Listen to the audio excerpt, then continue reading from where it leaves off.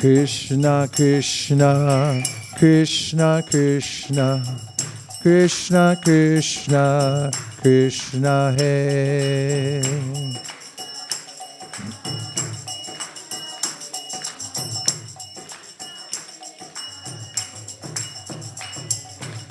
Krishna Krishna, Krishna Krishna, Krishna Krishna, Rakshamam.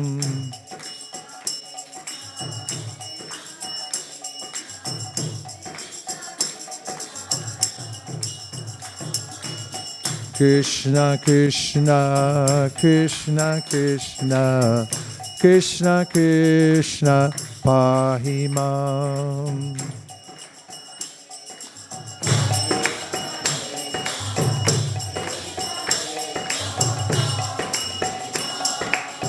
Rama Raghava, Rama Raghava, Rama Raghava, Rakshamam.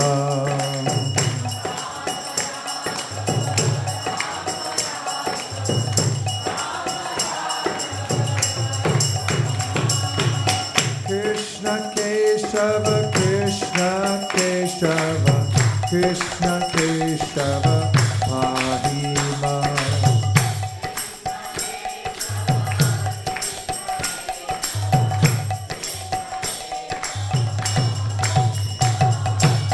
Krishna Keshava, Krishna Keshava, Krishna Keshava, Parima.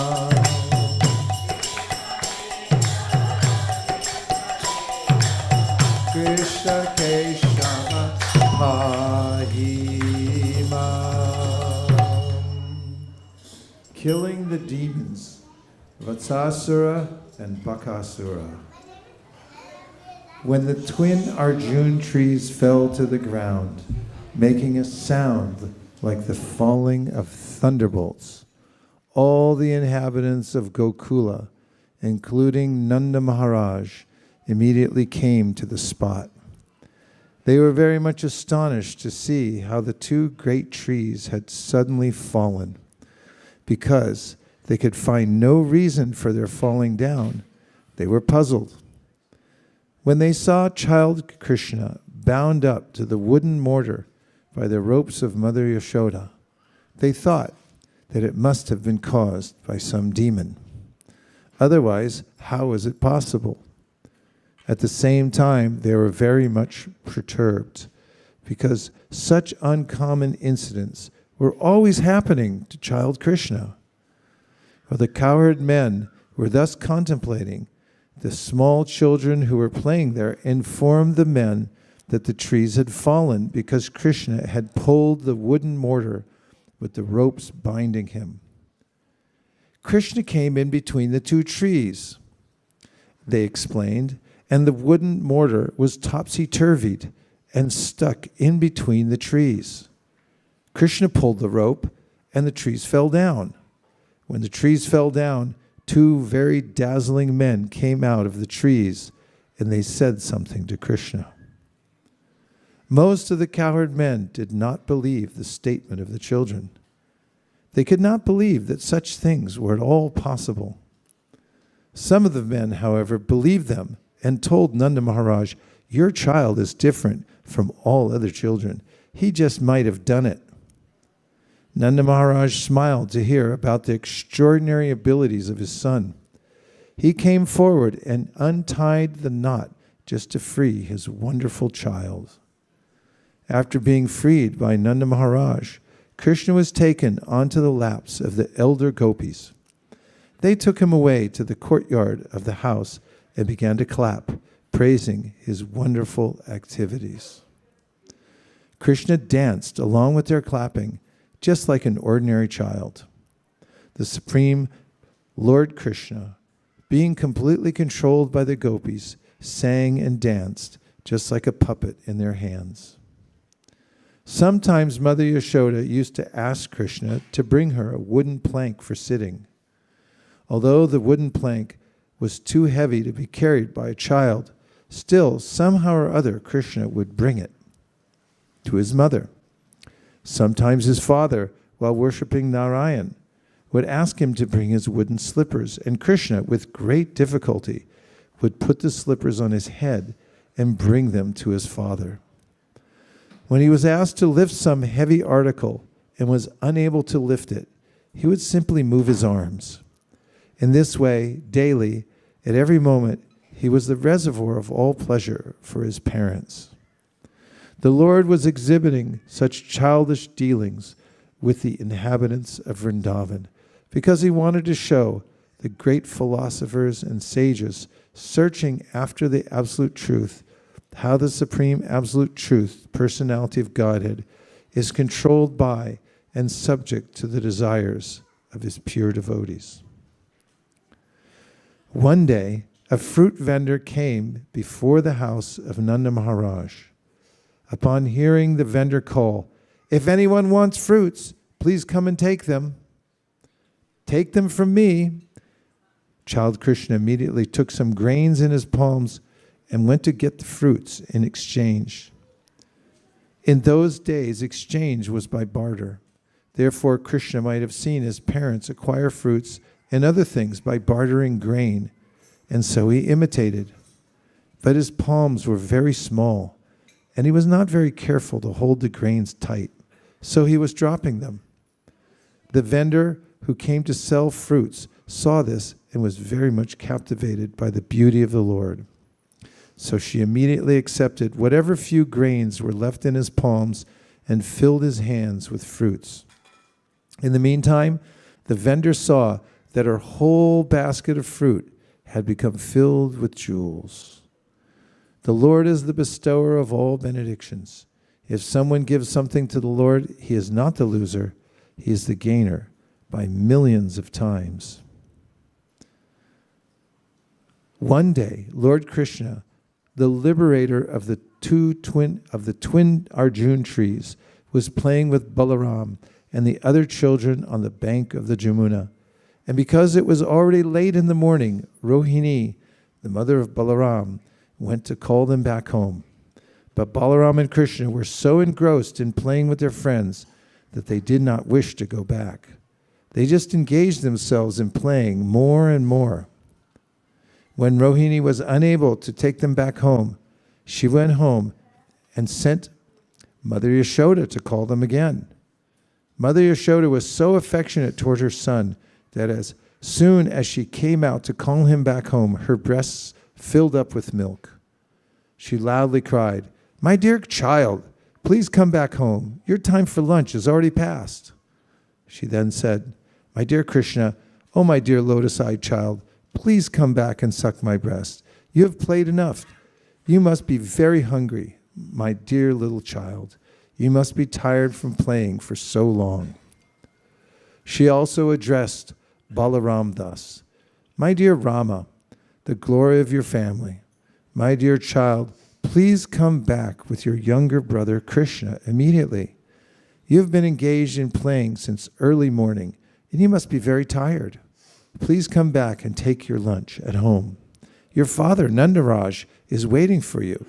He has to eat, so you must come back so he can eat." As soon as Krishna and Balaram heard that Nanda Maharaj was waiting for them and could not take his food in their absence, they started to return. Their playmates complained, "Krishna is leaving us just at the point when our playing is at the summit. Next time, we shall not allow him to leave." His playmates then threatened not to allow him to play with them again. Krishna became afraid, and instead of going back home, he went back again to play with the boys. At that time, Mother Yashoda scolded the children and told Krishna, "My dear Krishna, do you think you are a street boy? You have no home? Please come back to your home. I see that your body has become very dirty from playing since early morning. Now come home and take your bath. Besides, today is your birthday ceremony. Therefore, you should come back home and give cows in charity to the brahmanas. Don't you see how your playmates are decorated with ornaments by their mothers? You should also be cleansed and decorated with nice dress and ornaments. Please, therefore, come back, take your bath, dress yourself nicely, and then again you may go on playing." In this way, Mother Yashoda called back Lord Krishna and Balaram, who are worshipable by great demigods like Lord Brahma and Lord Shiva. She was thinking of them as her children. When Mother Yashoda's children, Krishna and Balaram, came home, she bathed them very nicely and dressed them with ornaments. She then called for the brahmanas, and through her children, she gave many cows in charity for the occasion of Krishna's birthday. In this way, she performed the birthday ceremony of Krishna at home. After this incident, all the elder cowherd men assembled together, and Nanda Maharaj presided. They began to consult amongst themselves how to stop the great disturbances in Mahavana on account of the demons. In this meeting, Upananda, the brother of Nanda Maharaj, was present. He was considered to be learned and experienced, and he was a well-wisher of Krishna and Balaram. He was a leader, and he addressed the meeting as follows. My dear friends, now we should leave here for another place, because we are continually finding that great demons are coming here to disturb the peaceful situation, and they are especially attempting to kill the small children.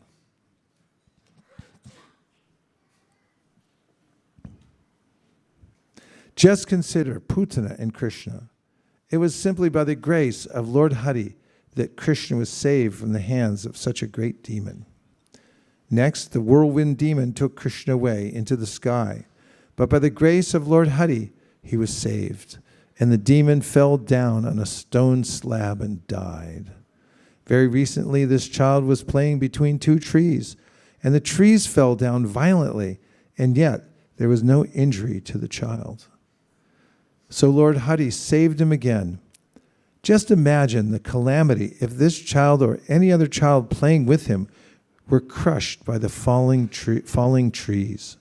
Considering all these incidents, we must conclude that this place is no longer safe. Let us leave. We have all been saved from different calamities by the grace of Lord Hari. Now we should be cautious and leave this place and reside somewhere else where we can live peacefully. I think we should all go to the forest known as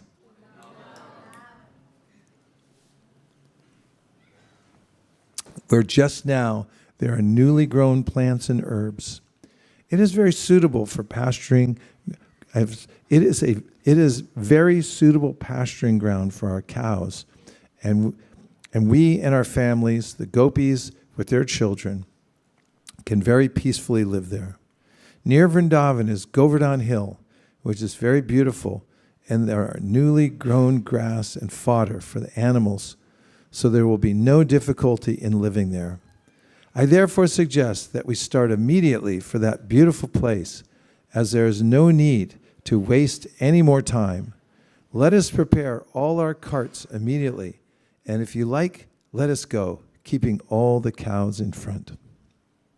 On hearing the statement of Upananda, all the cowherd men immediately agreed. Let us immediately go there. Everyone then loaded all their household furniture and utensils onto the carts and prepared to go to. All the children, women, and old men of the village were arranged on seats, and the cowherd men equipped themselves with bows and arrows to follow the carts. All the cows and bulls were placed in front along with their calves. And the men with their bows and arrows surrounded the herds and carts and began to blow their horns and bugles. What did it sound like? What did it sound like? There was a lot of them. They were blowing horns and bugles. What did it sound like? Work with me, people. Come on, let's hear it. Horns and bugles.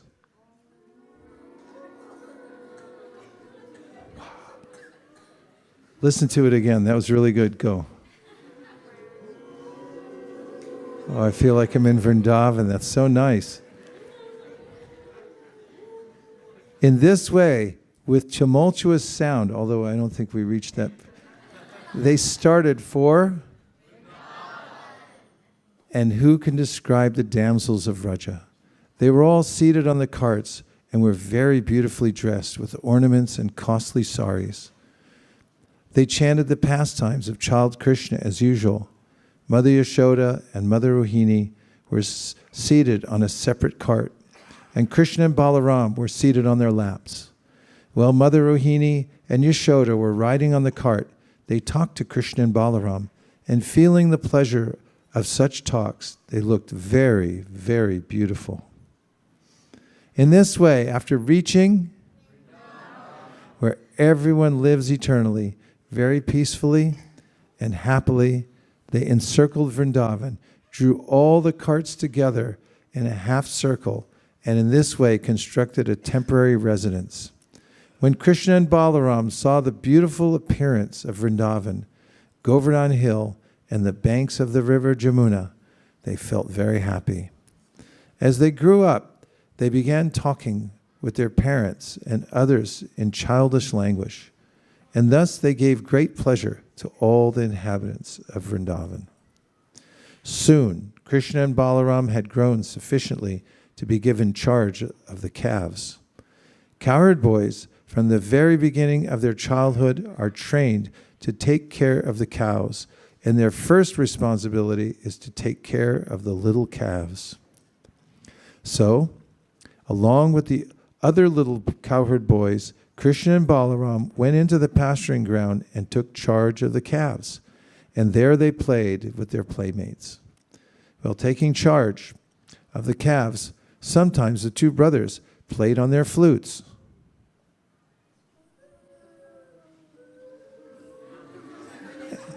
And sometimes they played with amalaka fruits and bale fruits, just as small children play with balls.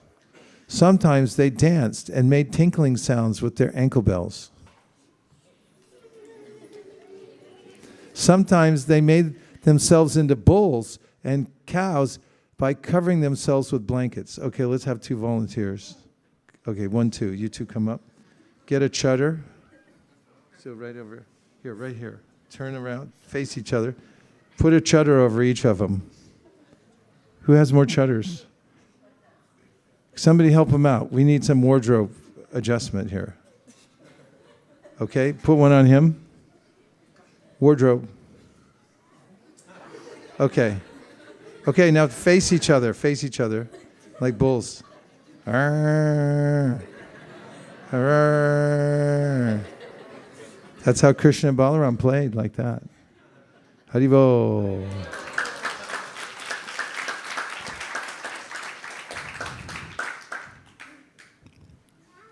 Thus, Krishna and Balaram played. The two brothers also used to imitate the sounds of bulls and cows and play like two bulls fighting.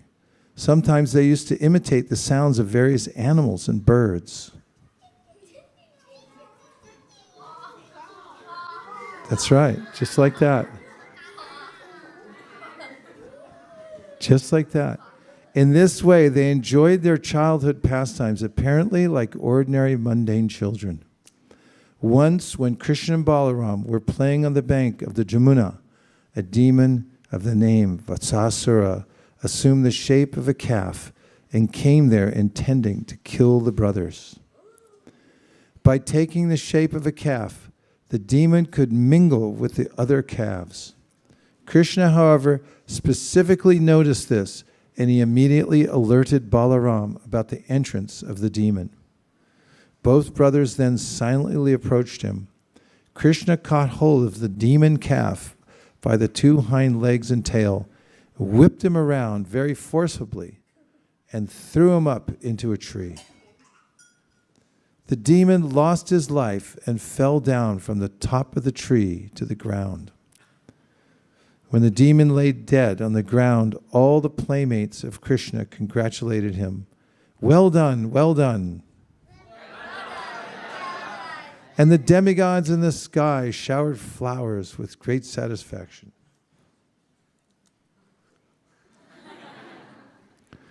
In this way, the maintainers of the complete creation, Krishna and Balaram, used to take care of the calves every day, beginning in the morning, and thus they enjoyed their childhood pastimes as cowherd boys in Vrindavan.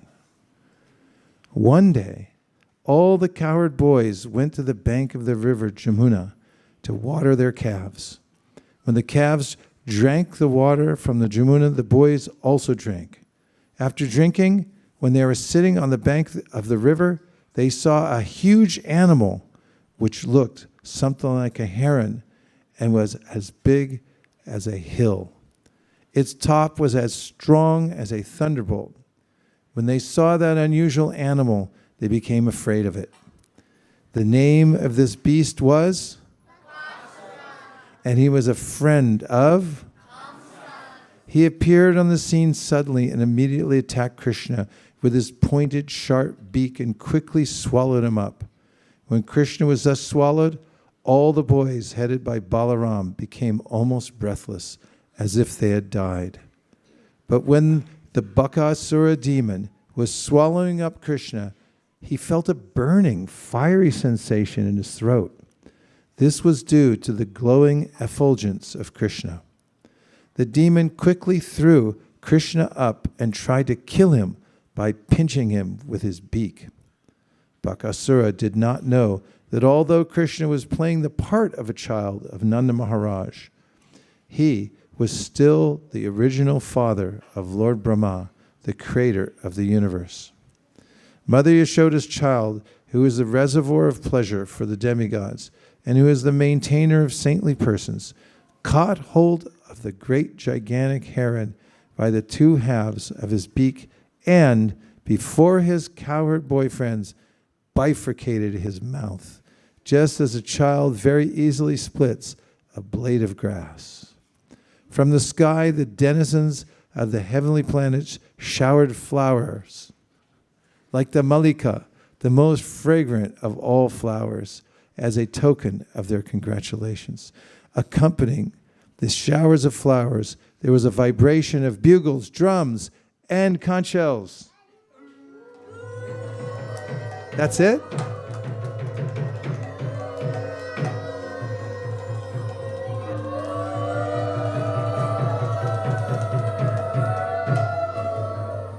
That was first class. When the boys saw the showering of flowers and heard the celestial sounds, they were struck with wonder.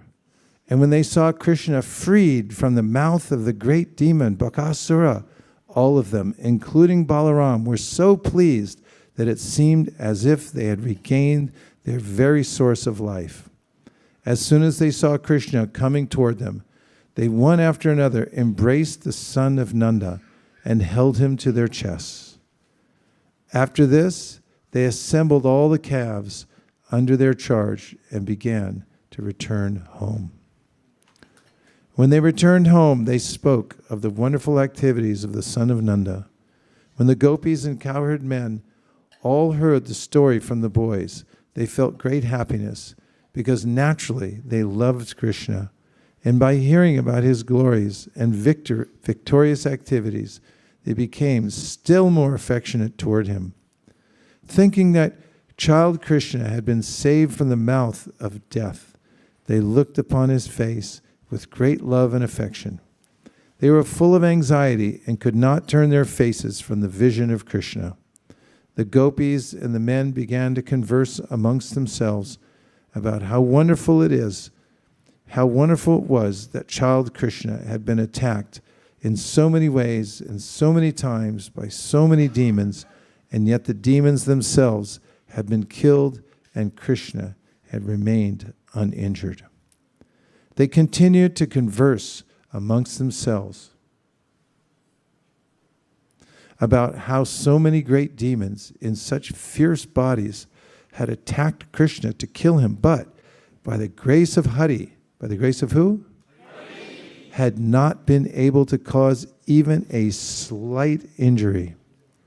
Rather, they had died like small flies in a fire. Thus they remembered the words of Gargamuni, of who? Gargamuni. Who had foretold by dint of his vast knowledge of the Vedas and astrology that this boy would be attacked by many demons. Now they were actually seeing that this was coming true, word for word. All the cowherd men, including Nanda Maharaj, used to talk about the wonderful activities of Lord Krishna and Balaram, and they were always so much absorbed in those talks that they forgot the threefold miseries of this material existence. This is the effect of Krishna consciousness. What was enjoyed 5,000 years ago by Nanda Maharaj can still be enjoyed by Krishna conscious persons simply by talking about the transcendental pastimes of Krishna and his associates. Balaram and Krishna enjoyed their childhood pastimes imitating Lord Ramachandra's monkeys.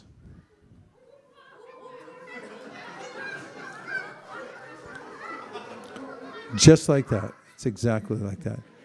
Who constructed the bridge over the ocean. And Hanuman. Let's see you jump from here to here. There.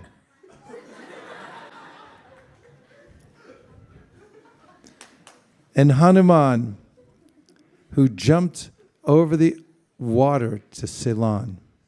They used to imitate such pastimes among their friends and so happily passed their childhood life.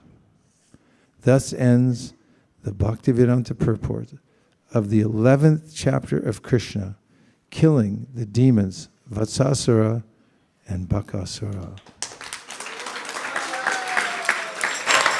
Namo Namo Tulasi Krishna Preyasi. Namo Namo. Everybody.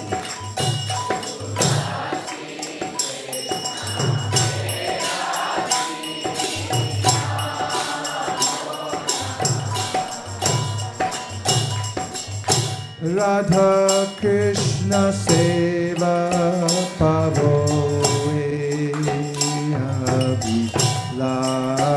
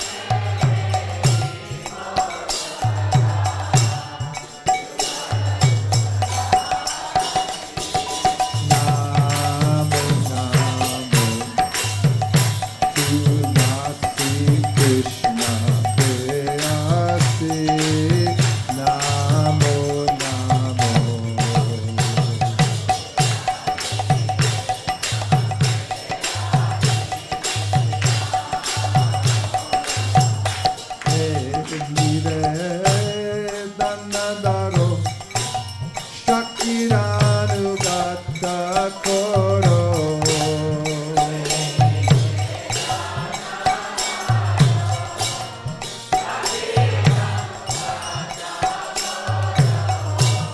Sevayari Kara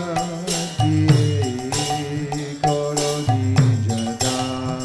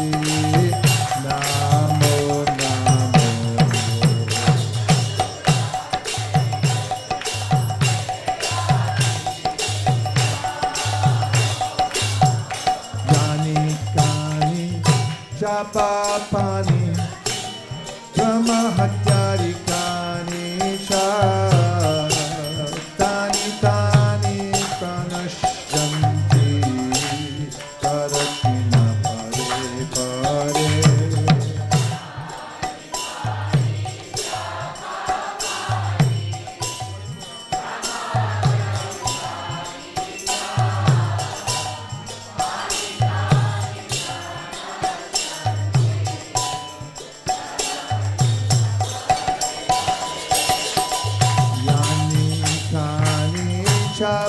Chapapani Brahma Hatyarikani Cha Tani Tani Pranashanti Karakina Pare Pare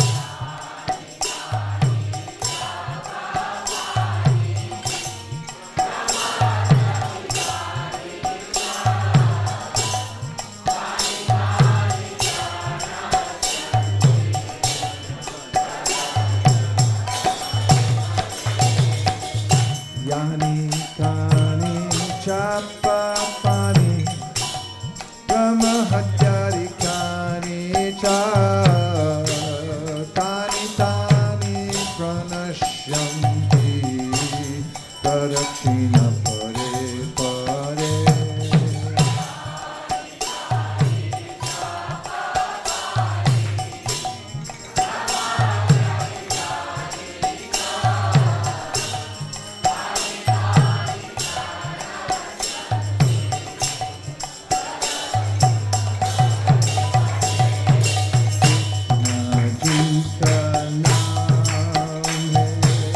Gokula Jinka Naam Hai Krishna Jinka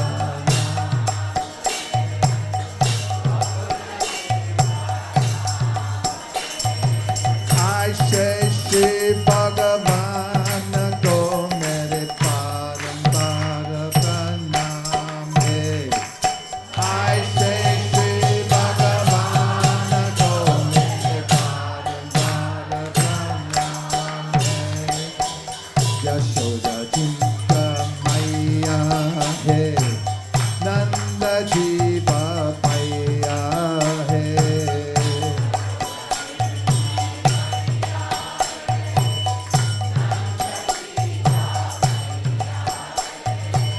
I say Shri Gopala Ko Mere Parampara Pranam Hai I say Shri Gopala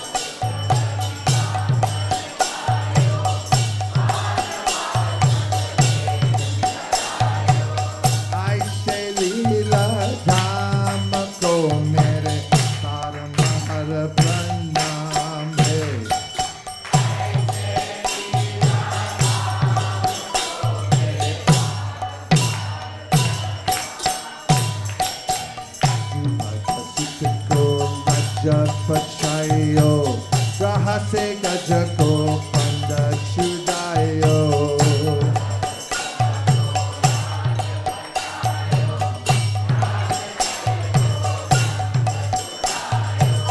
I say kripa dhamako mere paramara pranam. Hey.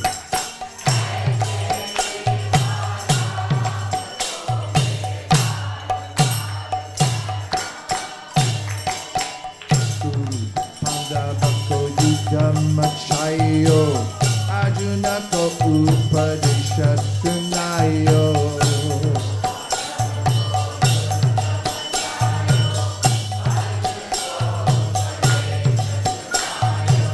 I say dinanata ko mere paramara pranam.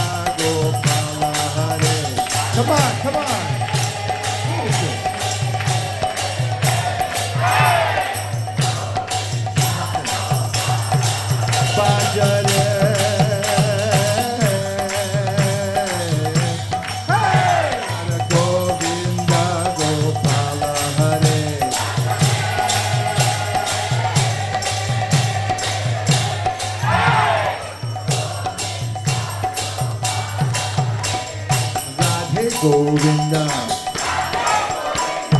Radhe Gopala, Radha Madan Mohan,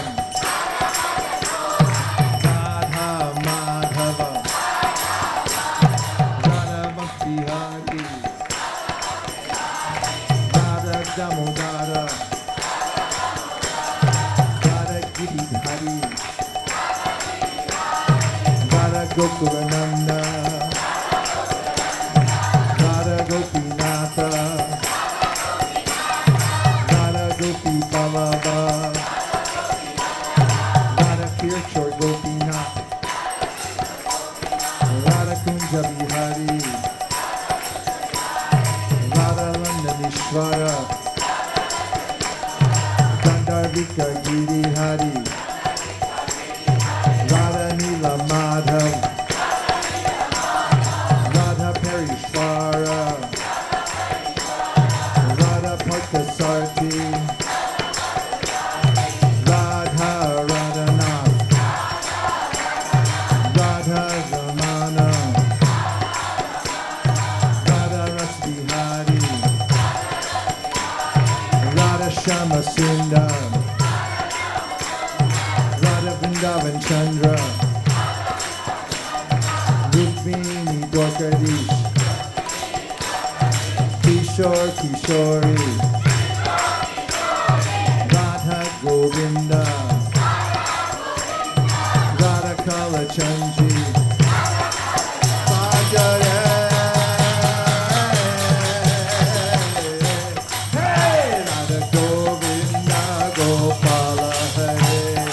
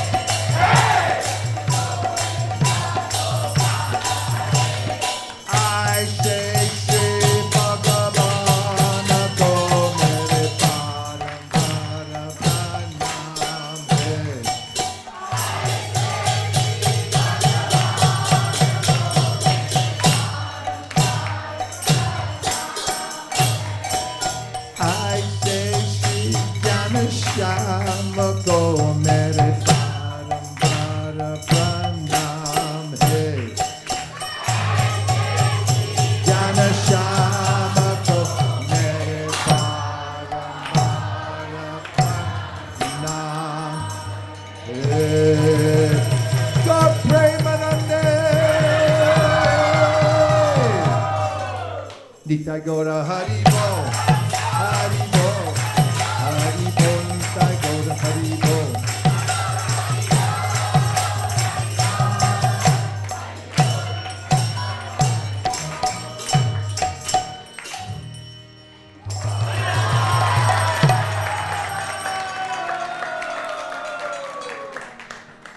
Okay, now it's time to share realizations. We're souls walking around in human bodies, different kinds of human bodies, different experiences.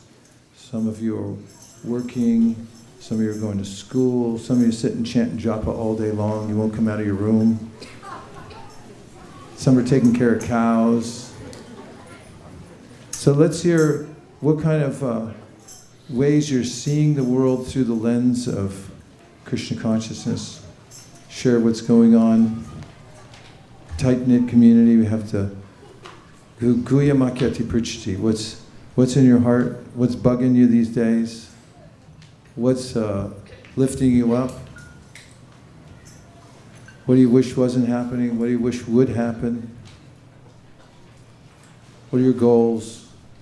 Hansapriya.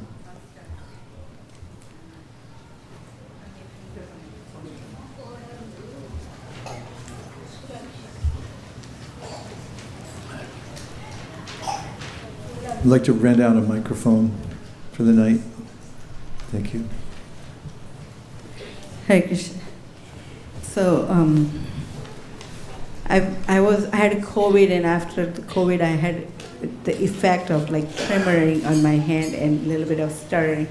So I was just thinking that you never know what comes in a path.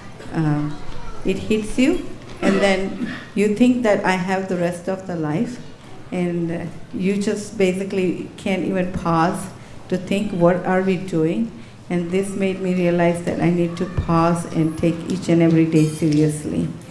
And apparently I have a dog who is a 14-year-old, and he's a pretty healthy dog, but now he can't even walk very far, right? So I was just thinking that today when I came to dress the deities, I had this realization. And in the life, like we go to Govardhan Parikrama, we step on the stone and then it hurts so bad. So Krishna in our journey gives us some or other way realization, like for me getting the after effect of COVID or seeing my dog flicker.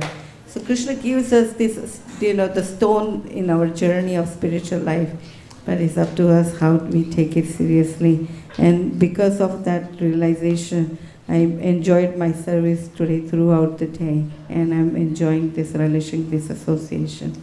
So thank you very much for bringing me to where I need to be. Hare Krishna. Hare Krishna. Okay. Sharing means caring. Yes, Prabhu.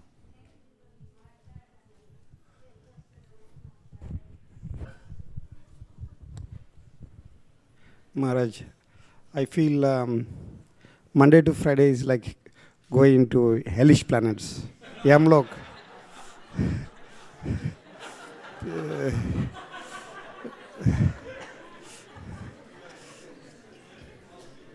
Only Sunday and Saturday I feel like I'm in heavenly planets, It's good to see the contrast, right?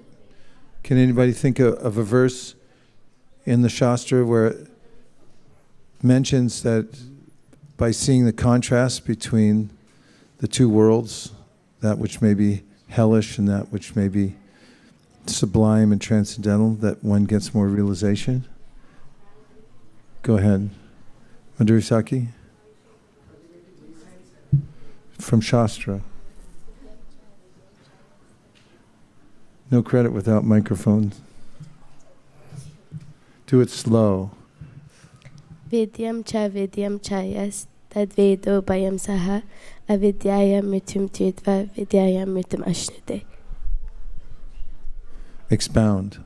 This verse talks about knowing both omniscience and transcendental knowledge side by side, and how if one is able to know transcendental knowledge, then he can surpass that of the material world. Yeah, it's emphasizing seeing them side by side, just as you're mentioning. Hellish 5 days a week, then you see the difference. You can feel the environment is changed. The only one who can see the different, who can see them side by side, can transcend the influence of repeated birth and death and enjoy the full blessings of immortality. Thanks, Prabhu. Okay, one more? Yes. Last weekend was Sadhu Sangha, and I had the very great fortune of associating with a lot of very good friends that I had not seen in a long time. But I found that I had the chance to associate with, as well as, I know he's gonna really not like that I'm appreciating him so publicly, but I got the chance to associate with Lokaram Prabhu and speak with him for some time. And when he was speaking to me, I had this really big aha moment in my mind that he's such an embodiment of sincerity in spiritual life. He so sincerely applies himself to everything. And the purity that he has and the spiritual advancement that he has really, really shows for it. And as he was speaking to me, I was thinking that he so sincerely follows you that he's like this, in a sense, he's like this walking embodiment and representative of you. He carries your values, he carries your instructions, he's so loyal to you. His Guru Nishtha is so strong that just being around him, I felt like, wow, like I'm so fortunate to be around such a person, and that the only great fortune in life really comes from being able to associate with people like him, and thereby get even more association through extension of yourself, Guru Maharaj. Jai. So nice you took advantage of the Sadhu Sangha to have Sadhu Sangha. And I agree with the sublime nature of Lokaram Prabhu. We're lucky to have him in our Sangha. Yes. Hare Krishna Maharaj, thank you for the awesome bhajans. And but what really resonated with me was the Krishna book. I realized how much that the gopis and the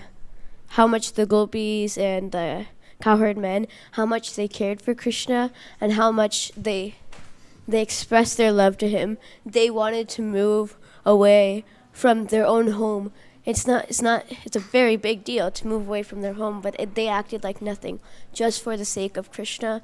And I just wanted to say that I realized how much the gopis and the cowherd men, how much they loved and adored Krishna, and they valued his safety and how they wanted to keep him safe so much. That's a nice realization. Haribol. Haribol. Yeah, it's not so easy to leave home. But they did it for Krishna, to protect him from all these demons. Okay, couple more.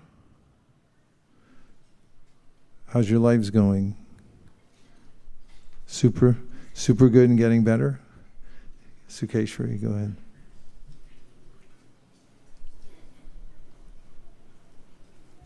I was just thinking when you mentioned about Sadhu Sangha, I met some of my friends from college that I have not met for more than 20 years. We used to go to temple together in Gopinath, so it was amazing, like how we've been in contact, but like in person meeting, it was very nice.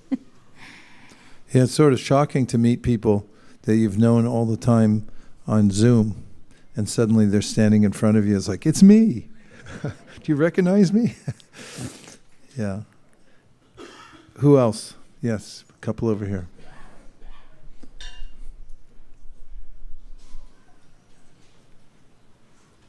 Hare Krishna Maharaj. We were talking about Sadhu Sangha, and I was just thinking how it went by really fast. I was there Friday night, and it felt like a minute after that it was over. So I was thinking how you shouldn't take anything for granted, because time flies. Krishna says he's Kala. So yeah, just thinking you shouldn't take anything for granted, and you should cherish every moment of Krishna consciousness and devotee association you get in your life. Jai. Very nice realization. Haribol. Just adding on to Sadhu Vrindavan, I was also reflecting on all of the Maharajas that we got to see in Sadhu Sangha, and especially was touched by Jayapataka Swami Maharaj and his class. And I just felt so fortunate to even have a little darshan of him and seeing how Indidima Swami Maharaj was also saying that all Maharaj needs to do is raise his hand and it's already like impacts so many devotees. And then in addition to that, I was thinking about faith in your class earlier. I just found it so profound that having faith is so important, because if we try to go according to our own plan, it's always flawed and it never works out. Like just today, Vrindavan and Geeta Priya and I, we were at my campus in Santa Cruz, and we just spent some time there. And we had a set plan that we're gonna leave at this like 8 o'clock, and we'll be at the bus station by 10:30. And it was going perfectly until someone came into the bus and they were yelling at the lady because they missed like the earlier bus. So they were yelling at the bus lady saying that their time is being wasted and like they missed their job and everything like that. And so that delayed us by like a good like 20 minutes, and it delayed where we were supposed to be by 30 minutes. And it was just hilarious because in the bus all of us were really frustrated because we had a set plan. But looking back at it, it just shows that if it was meant to happen, it would have happened regardless of whether it was another factor of someone delaying it, or perhaps we just delayed it ourselves. So I was reflecting on the idea of faith and how it's really important to carry it on in our day-to-day lives. Haribo. Okay, time for one more. Yes. So, Hare Krishna Maharaj. So, last weekend I went to the Gita Nagari retreat, and Rampad Maharaj, he was there. So on Sunday he had like a seminar with all the youth that was present, and it was like a Q&A time. So there was one thing there that he said that resonated with me. He was like, when we face misfortune after misfortune after misfortune in life, we don't usually take it nicely, because all we want is fortune. We want all the money, we want all the fame. We don't want to face anything that's bad or that harms us. However, he said that we should take this misfortune as Lord Krishna, he's burning off all of this bad karma, and he's trying to break us out of this cycle of birth and death in this material world, and he's trying to pull it closer to us. So if we keep on facing all this misfortune, we should take it in a good way, as Krishna trying to pull us closer to him. So I really like that point that he said. Thank you. Haribol.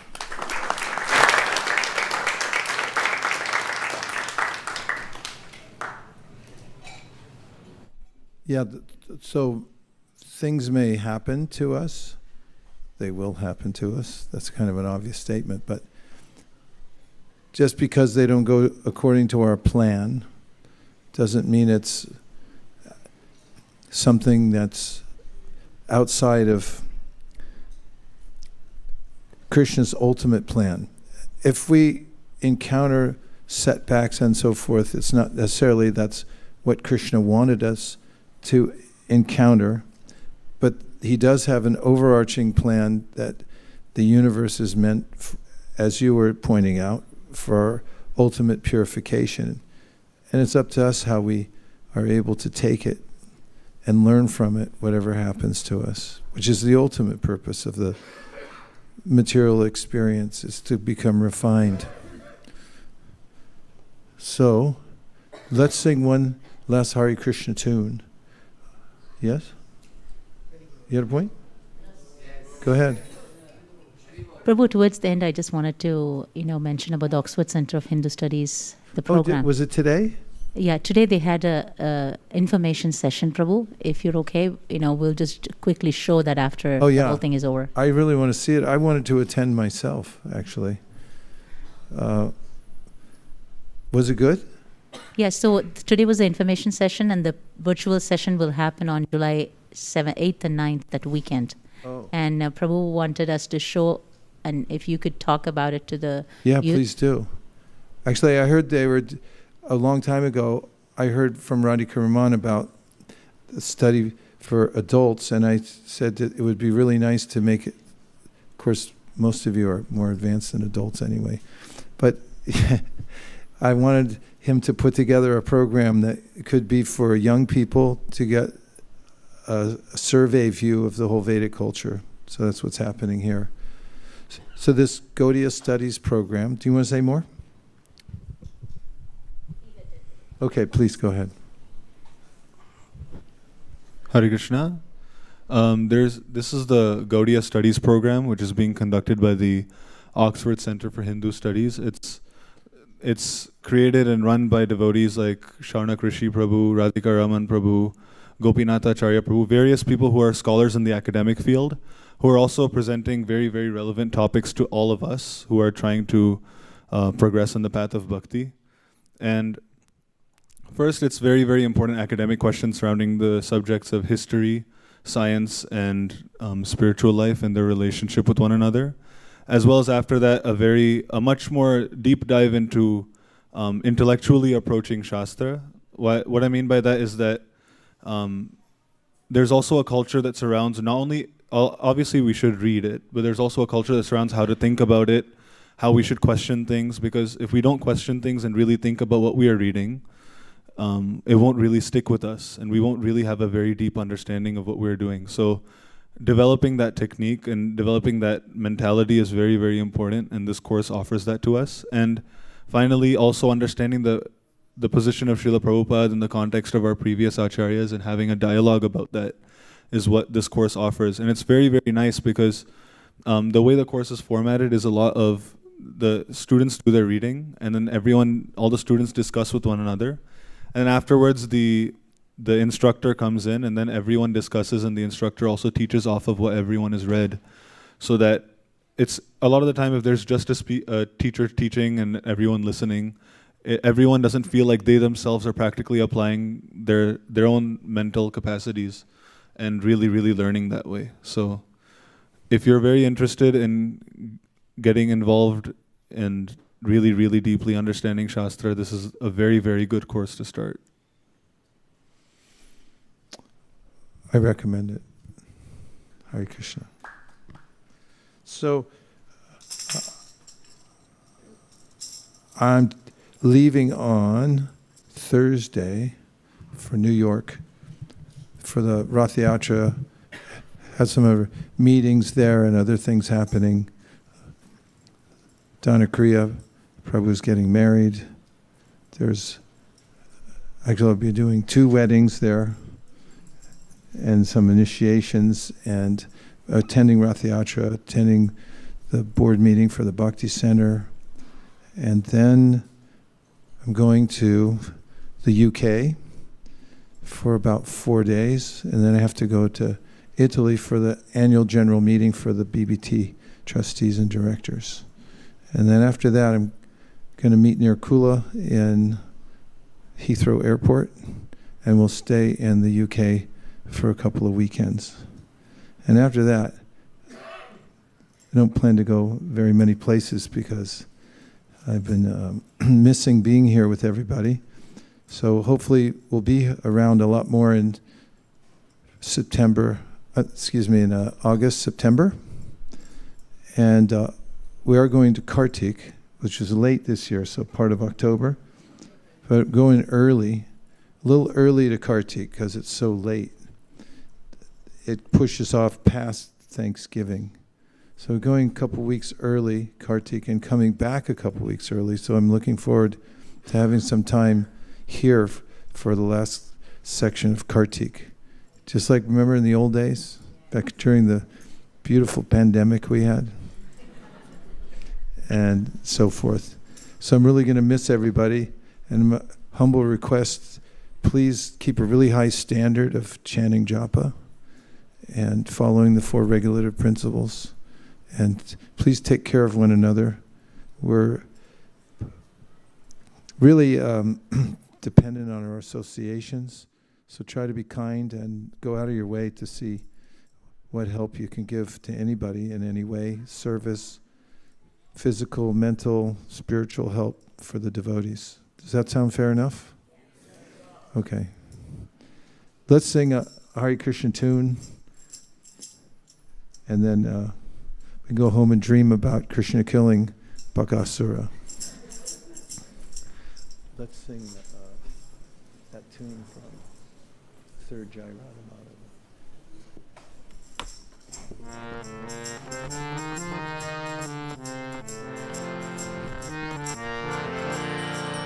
Hare Krishna,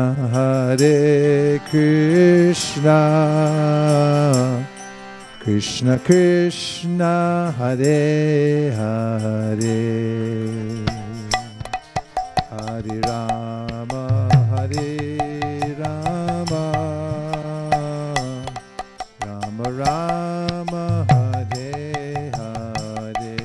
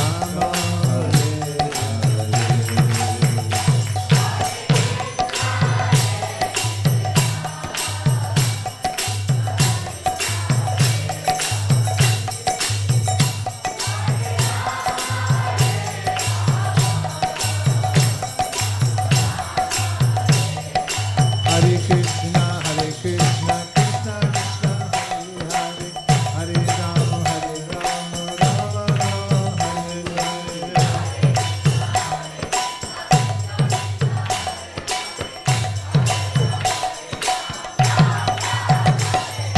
Hare Krishna, Krishna Krishna, Hare Hare, Hare Rama, Rama Rama, Hare Hare.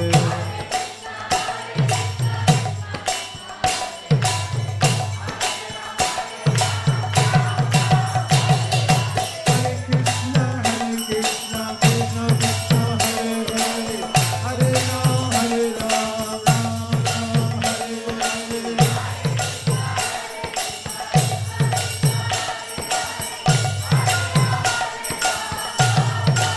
Krishna, Krishna Krishna, Hare Hare, Hare Rama, Rama Rama, Hare Hare.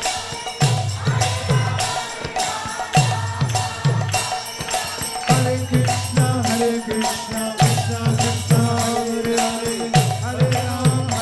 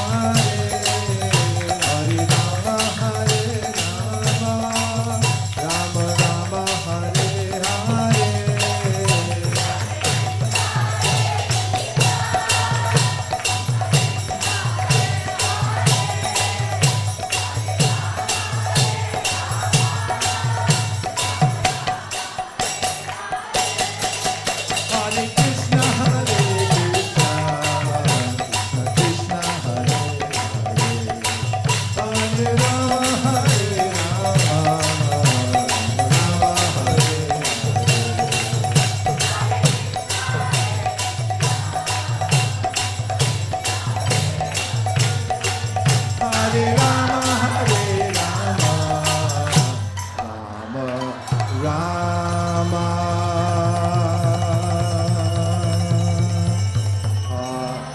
Hare Hare.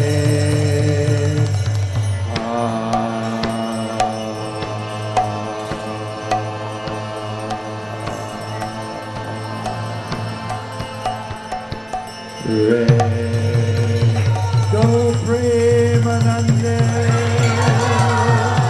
Nitai Gaura Hari Bol, Hari Bol, Hari Bol, Nitai Gaura Hari Bol.